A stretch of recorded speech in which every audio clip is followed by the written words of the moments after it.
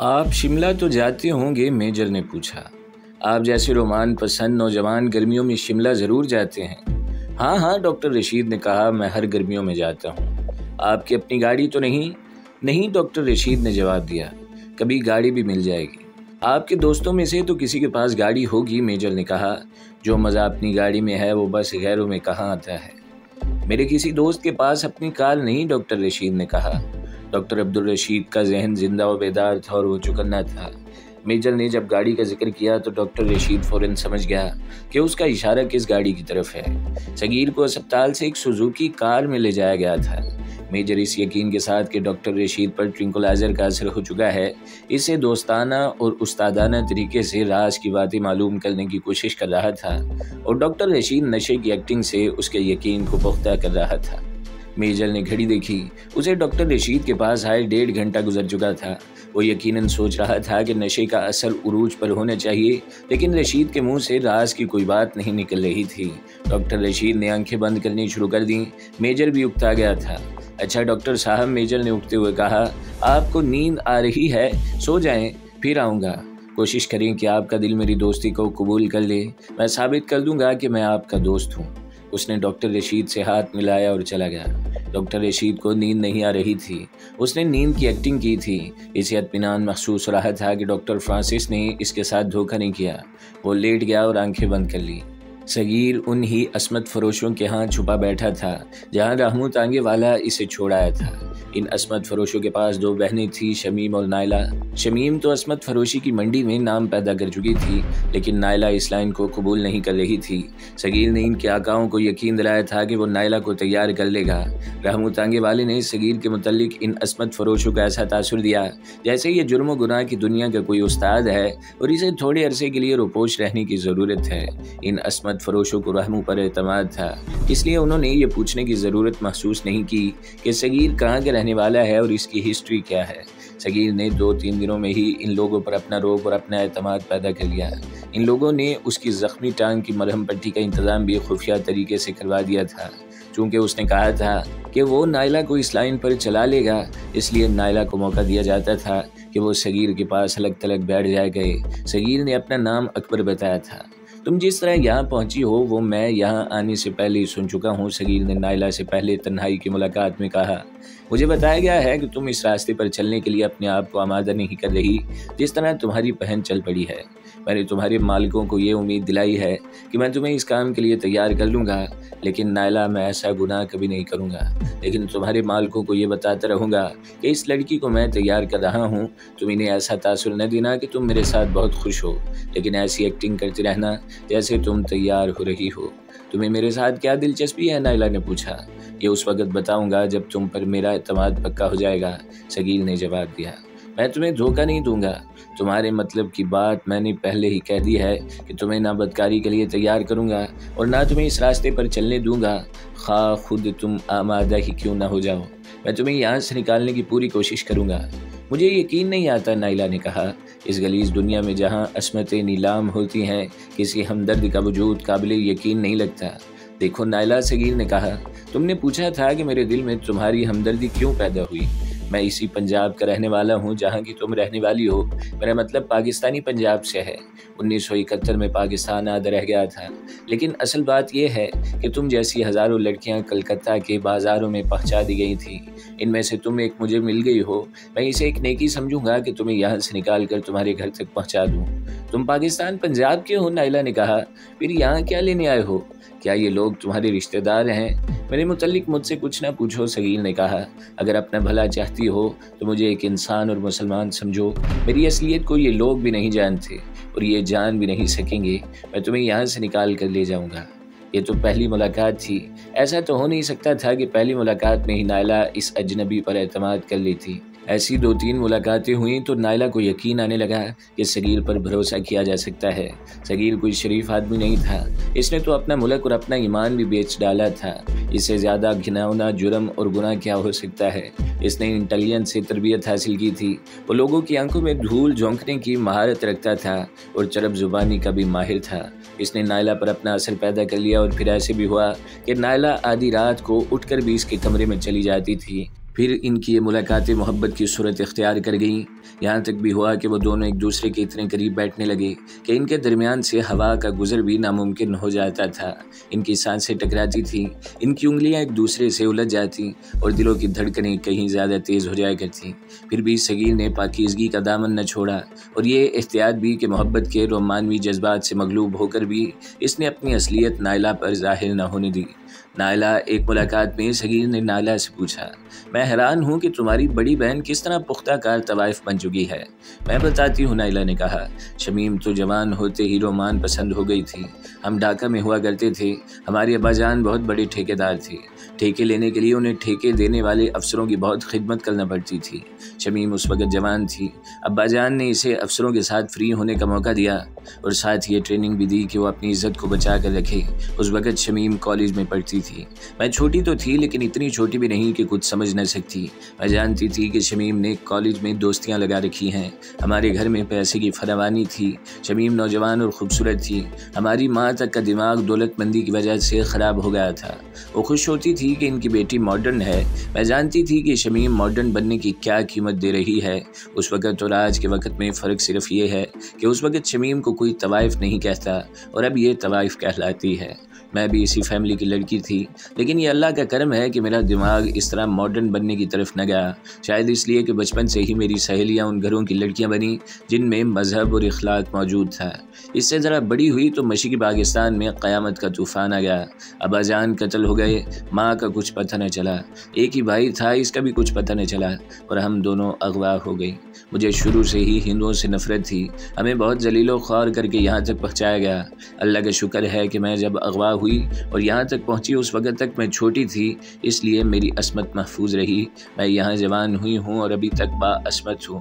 یہاں کا ایک جاگیردار میرا پہلا گاہک بننے کو خواہش کرتا ہے، لیکن میرا ذہن قبول نہیں کر رہا۔ ایک بار اس جاگیردار نے شمیم کو اور مجھے اپنے گھر مدعو کیا تھا۔ ہمارے یہ مالک بھی ساتھ تھے۔ ہم نے دیکھا ہے کہ یہ عام قسم کے عصمت فروش نہیں، بلکہ یہ شریفوں کی کسی بڑی اونچی محفل میں جا بیٹھیں تو انہیں نہ جاننے والے یہی کہیں گے کہ یہ تو بڑے شائستہ اور تہذیب یافتہ لوگ ہیں۔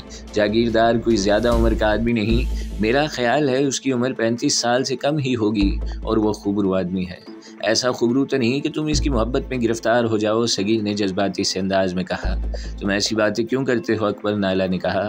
میں ایسی تو نہیں کہ کسی بدکار خوبرو آدمی کو دیکھوں تو اس کی شکل و صورت اور دولت پر مر مٹوں۔ میں تمہیں یہ ساری باتیں اس لیے بتا رہی ہوں کہ شاید تم یہاں سے نکلنے اور مجھے یہاں سے نکالنے کا کوئی راستہ یا ذریعہ سوچ سکو۔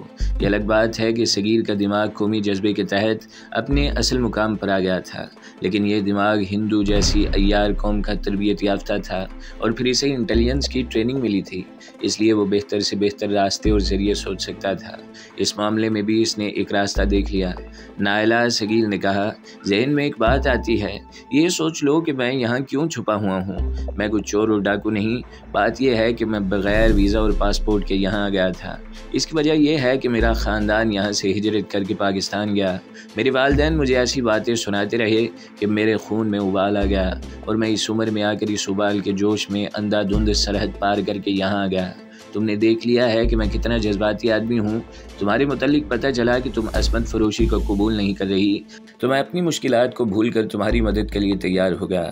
معلوم نہیں تم جانتی ہو یا نہیں کہ انڈیا کی پولیس مجھ جیسے پاکستانیوں کی تلاش میں رہتی ہے۔ اگر کوئی مجھ جیسا آدمی نے مل جائے تو اسے جاسوس کہہ کر جیل میں ڈال دیتے ہیں اور پھر اسے پاکستان کے خلاف جاسوسی کے لیے تیار کرتے ہیں۔ میں گرفتار نہیں ہونا چاہتا نائلہ، یہاں کی پولیس نے مجھے دیکھ لیا ہے اور وہ مجھے تلاش کر رہی ہے۔ میں بھی تمہاری طرح پاکستان کے معاملے میں جذباتی ہوں، نائلہ نے کہا۔ اگر تمہاری یہ مشکل ہے تو تم نے بیان کی ہے تو خدا کی قسم میں تمہاری پوری مدد کروں گی اور جان پر کھیل جاؤں گی۔ میں نے ایک راستہ سوچا ہے، صغیر نے کہا۔ میں اگر اس جاگیردار سے ملوں اور اسے کہوں کہ اگر تمہیں نائلہ کی ضرورت ہے تو اسے میں لے آؤں گا، شرط یہ ہے کہ مجھے یہاں سے نکالو۔ وہ دھوکہ بھی دے سکتا ہے، نائلہ نے کہا۔ میں اتنا کچا نہیں نائلہ، صغیر نے کہا۔ میں اگر اس سے ملا تو اس کی نیت بھانپ لوں گا۔ مجھے اس کا گھر معلوم ہونا چاہیے۔ یہ تو میں بھی بتا سکتی ہوں، نائلہ نے کہا۔ مشکل یہ ہے نائلہ، صغیر نے کہا، میں اس شہر سے واقف نہیں ہوں، اس کا گھر ڈھونڈنا بڑا آسان ہے، نائلہ نے کہا۔ میں تمہیں موٹی موٹی نشانیاں بتا دوں گی اور تم آسانی سے اس کے پاس پہنچ جاؤ گے۔ اس سے زیادہ آسان طریقہ یہ ہے کہ وہ مشہور آدمی ہے، تانگے والے بھی اسے جانتے ہیں۔ میرا خیال ہے کہ کسی بھی تانگے والے کو اس کے گھر کا نام بتاؤ گے تو وہ تمہیں وہاں تک پہنچا دے گا۔ اب یہ سوچنا تمہارا کام ہے کہ تمہارا اس سے ملنا ٹھیک ہے یا نہیں۔ یہ میں سوچ لوں گا، صغیر نے کہا۔ صغیر کو نائلہ کے ساتھ دلچسپی تھی یا نہیں، اس کا اصل مسئلہ تو یہ تھا کہ پاکستان پہنچنے کا کوئی ذریعہ نکل آئے۔ اس میں بھی کوئی شک نہیں کہ نائلہ کو وہ یہاں سے نکالنے کا ارادہ کر چکا تھا، اور اس کے ساتھ ہی اس کے دل میں نائلہ کی وہ محبت پیدا ہو گئی تھی جس کے خاطر انسان بڑی سے بڑی قربانی دینے کے لیے بھی تیار ہو جاتا ہے۔ اس نے اس پر بھی غور کیا کہ وہ اکیلا نہیں نکل سکتا تو نائلہ کو ساتھ لے کر پاکستان تک کیسے پہنچے گا۔ بہت سوچ بچار کے بعد اس نے ایک راستہ سوچ لیا۔ اسے رامو تانگے والے کا خیال آیا اور وہ سوچنے لگا کہ رامو کے ساتھ وہ بات کر لے تو کیا رامو اسے اس جاگیردار تک پہنچا دے گا۔ سوچ کر وہ اس نتیجے پر پہنچا کہ ان عصمت فروشوں کے ساتھ رامو کا بڑا پرانا یارانہ ہے، اور یہ عصمت فروش اس کی آمدنی کا ذریعہ بھی ہے، اس لیے رامو تعاون نہیں کرے گا بلکہ وہ دھوکہ بھی دے سکتا ہے۔ بے شک رامو کے دل میں ہندو کی نفرت اور پاکستان کی محبت موجود تھی، لیکن وہ کوئی اتنا زیادہ پڑھا لکھا آدمی نہیں تھا۔ قدرتی بات تھی کہ اس نے اپنا مفاد بھی سوچنا تھا۔ اتنے دن صغیر نے شیو نہیں کی تھی، اس کی داڑھی خاصی نکل آئی تھی جس سے اس کا چہرہ کچھ ڈھانپا گیا تھا۔ وہ اب لنگڑائے بغیر چل سکتا تھا۔ ایک رات اس نے اپنے عصمت فروش میزبانوں سے کہا کہ وہ ذرا گھومنے پھرنے کے لیے جانا چاہتا ہے۔ انہوں نے اسے روکا کہ وہ باہر نہ نکلے، کہیں ایسا نہ ہو کہ پکڑا جائے۔ صغیر جاگیردار تک پہنچنے کا ارادہ کر چکا تھا۔ اس کے علاوہ اس نے سوچ لیا تھا کہ کوئی نہ کوئی خطرہ تو مول لینا ہی پڑے گا۔ اندر بیٹھے بیٹھے تو انڈیا سے فرار کا کوئی ذریعہ پیدا نہیں ہوگا۔ تھوڑی دیر بعد صغیر بازار حسن میں سے گزر رہا تھا۔ اسے نائلہ کے مالکوں نے اپنے کپڑے دیے تھے، ان میں ایک چوگا بھی تھا۔ سر پر اس نے مولویوں جیسی پگڑی لپیٹ لی تھی، کاندھے پر تولیہ ڈال لیا تھا۔ وہ کسی مدرسے یا مسجد کا مولوی لگتا تھا۔ یہ رات کا وقت تھا جب عصمت فروشی کے بازار میں دن کا سما ہوتا ہے۔ بازار کی رونق جوبن پر تھی، کوئی کسی کو پہچاننے کی کوشش نہیں کر رہا تھا، بلکہ ہر کسی کی کوشش تھی کہ کوئی اسے نہ پہچان سکے۔ صغیر تماش بینوں کے اس متحرک ہجوم میں سے گزرتا تانگوں کے اڈے تک پہنچ گیا۔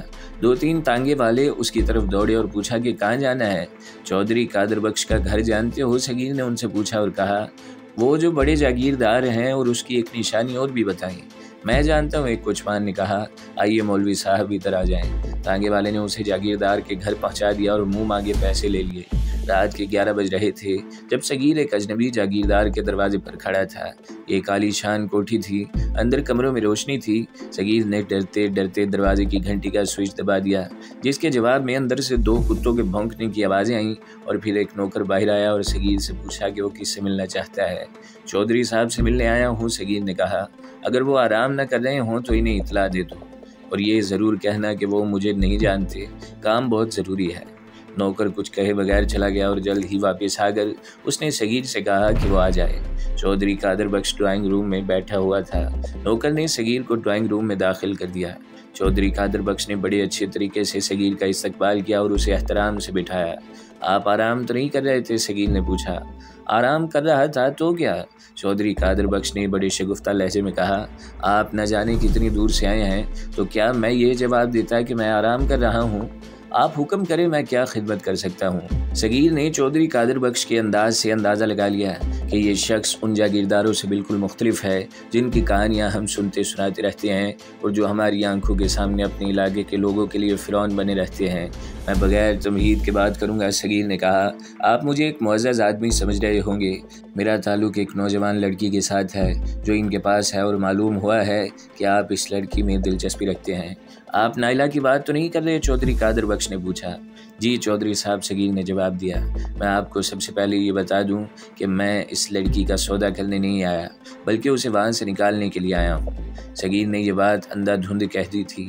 جاگیردار نے تو یہی کہنا تھا کہ ہاں بھائی، اس لڑکی کو نکال لاؤ اور میرے گھر لے آؤ۔ صغیر نے یہ خاص طور پر دیکھا تھا کہ یہ جاگیردار جوان آدمی ہے، خوبرو ہے، اور اس کی طبیعت میں شگفتگی بھی ہے۔ پہلے آپ یہ بتائیں، چودھری قادر بخش نے پوچھا، آپ کا اس لڑکی کے ساتھ کیا تعلق ہے اور آپ اسے وہاں سے کیوں نکالنا چاہتے ہیں؟ مجھے آپ کی بات کچھ عجیب سی معلوم ہوتی ہے۔